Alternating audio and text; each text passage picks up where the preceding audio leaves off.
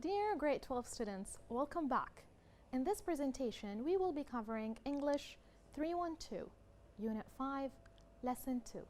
Before I proceed further, I would request you to please bring your textbook, your notebook or papers, a pen or a pencil, and even a dictionary because you might need to refer to it, and have yourselves comfortably seated.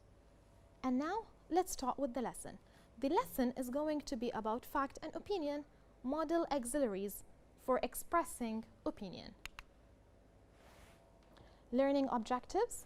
By the end of this lesson, you will be able to identify model auxiliaries, apply model auxiliaries in context to express opinion, write a paragraph using model auxiliaries to express agreement and disagreement. So, model auxiliaries, as we said, it helps the person to express his or her opinion. When speaking, how do you usually express your opinion? So if you're going to tell your friend something, what are you going to use? I think, in my opinion, I believe, and so on. Whereas if we are going to use it in a written form, how are we going to say it? Model auxiliaries, in a written form, it's usually used to show or to express a strong opinion, whether it's in the affirmative way or the negative way. So when it's written, we usually use in the affirmative could, should, ought to, have to, must. Negative, doesn't have to, shouldn't, can't, must not. The difference between the two here is that here you say I think. Here it's stronger when you say could or should. It puts an emphasis on it. Now, let's read this letter, keeping in mind the model auxiliaries that we just presented. What I want you to do is that I want you to read it the first time. The second time, try to write the model auxiliary words in your notebook, both if it's the affirmative or the negative. I'll give you 2 to 3 minutes.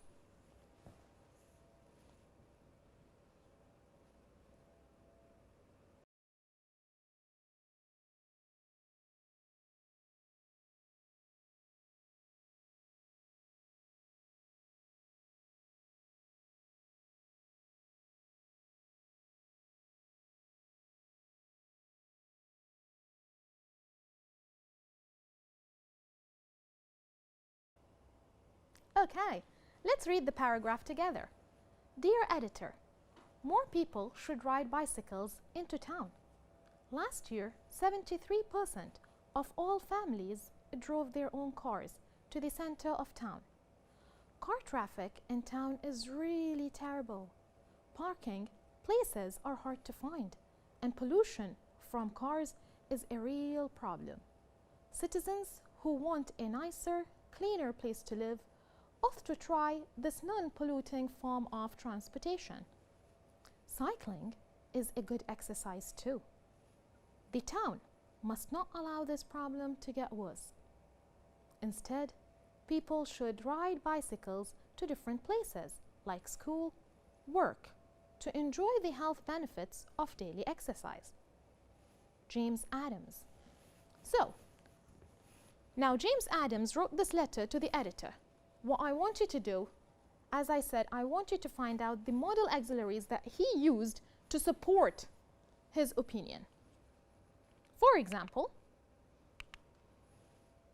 should.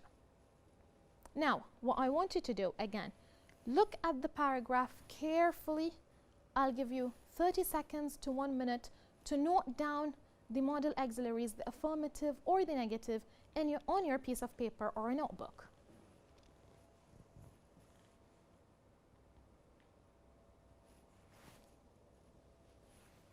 Well, how about we share the answers? Ought to. Must not. So here he's showing that he's really upset about it. It's a affirm. He's really saying that the town must not allow this problem. So he's not saying, in my opinion, I don't like it. Must not. Should. Affirmative. Now, after going through the auxiliary verbs or the auxiliary auxiliary verbs, let's do another exercise. Now, in this exercise, what I want you to do is, again, I want you to read this letter and I want you to read it carefully.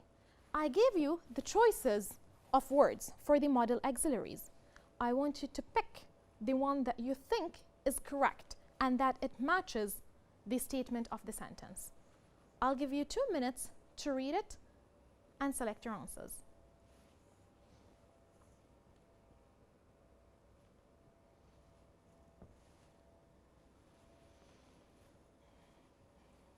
Well, I guess time is up. Let's read it all together. Dear editor, I agree with James Adams' opinion in his recent letter saying that people should / don't have to ride their bicycles into town. However, there is one problem with this idea. The roads in town are so narrow and full of cars that you can't ride safely on them. If people are going to ride bicycles into town, the city could / must make some bikes path for people to use. Maybe the city could or mustn't charge a small additional tax on fuel to pay for the bike paths. Motorists have created the problem, so motorists could / should pay for the solution.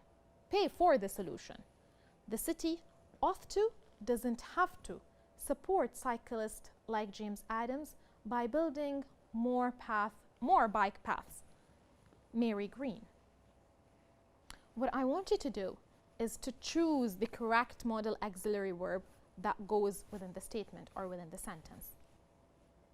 Again, as I read it out loud, I'm expecting you to have correcting your answers in case you want to double check it. That being said, let's present the model answers. Should.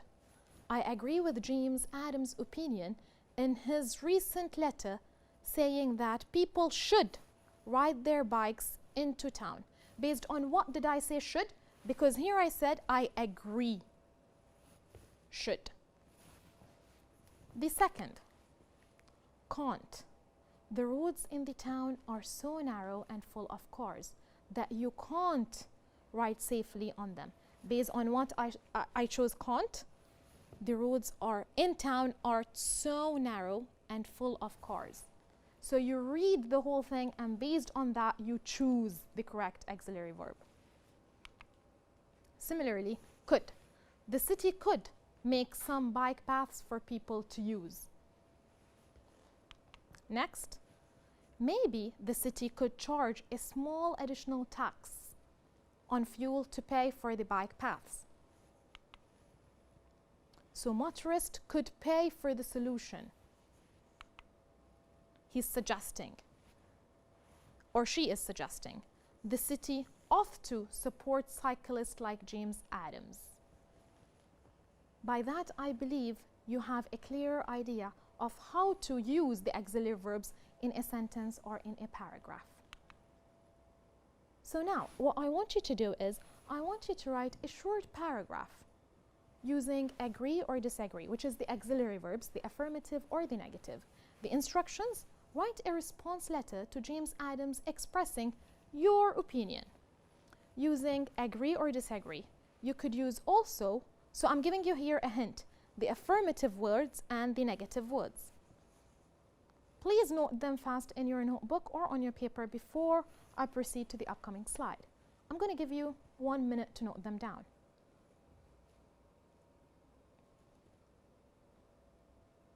Well, I guess you're done. Let's start writing the paragraph. Now, what I want you to do here is that I gave you a set of sentences. I gave you 5 sentences, and I want you to use these sentences to form the paragraph. For example, if people are going to ride bicycles into town, the city must make some bikes path for people to use. I agree, because I told you to use I agree or disagree in addition to the auxiliary verbs. I agree with James Adams' opinion that people should ride their bikes into town. Now, for writing this paragraph, I'm expecting you to be done with it around 5 minutes or 7. So I'm going to give you some time, and then we'll check our answers together. Well, I believe time is up. Now, the answer that I'm going to present is a possible answer. Your paragraph can be slightly more or less different, but this is what we're expecting more or less. So, let's read the answer or the paragraph together. I agree with James Adams' opinion that people should ride their bicycles into town. However, since the roads in town are so narrow and full of cars, I disagree with the idea that you can ride safely on them. Yet, I agree that if people are going to ride their bicycles into town, the city must make some bike paths for people to use. Maybe the city could charge a small additional tax on fuel to pay for the bike paths. But I totally agree that the motorists have created the problem. So they should pay for the solution. I also agree that the city ought to support cyclists like James Adams by building bike paths. Now, as we see, it's evident in this paragraph that when you write agree or disagree, in order to have it emphasized on your opinion, you use the auxiliary verbs should. Similarly, disagree, can, and so on. So usually when you use your opinion, agree or disagree, or when you write your opinion, agree or disagree, and you want to confirm it and emphasize on it, you use the auxiliary verbs. By that, we came to the end of our lesson. Thank you, and see you next time.